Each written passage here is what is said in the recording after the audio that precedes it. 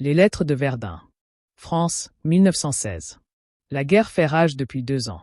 Dans les tranchées boueuses de Verdun, le soldat Louis Martin, un jeune instituteur de 24 ans, écrit chaque soir à sa fiancée, Claire, restée au village. Ces lettres sont son seul réconfort au milieu du chaos. Ma chère Claire, la nuit est glaciale et la boue semble vouloir nous avaler. Les obus tombent sans cesse, mais je tiens bon en pensant à toi. Un jour, nous danserons de nouveau sous les étoiles. À chaque courrier, il tente de cacher l'horreur de la guerre, les explosions incessantes, les camarades tombés, la peur qui ronge l'âme. Il parle plutôt des petites joies, un bout de chocolat partagé, une chanson fredonnée, un rayon de soleil perçant la grisaille. Mais un jour, Claire cesse de recevoir ses lettres. L'inquiétude la ronge. A-t-il été blessé? Est-il encore en vie?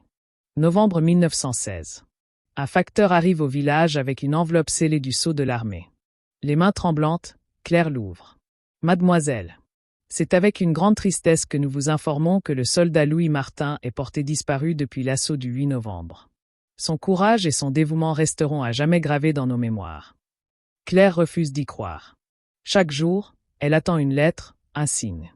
Janvier 1917.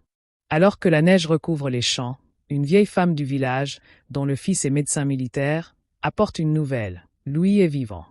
Grièvement blessé, il est en convalescence à l'hôpital de Vichy. Le cœur battant, Claire prend le premier train.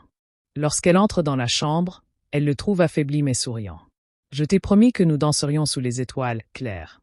Et je tiens toujours mes promesses. » Ils se tiennent la main, prêts à reconstruire l'avenir, malgré les cicatrices de la guerre. Cette histoire s'inspire des millions de soldats qui ont combattu et des lettres échangées entre les tranchées et l'arrière. Elle rappelle l'amour, l'espoir et la résilience au cœur d'une des périodes les plus sombres de l'histoire.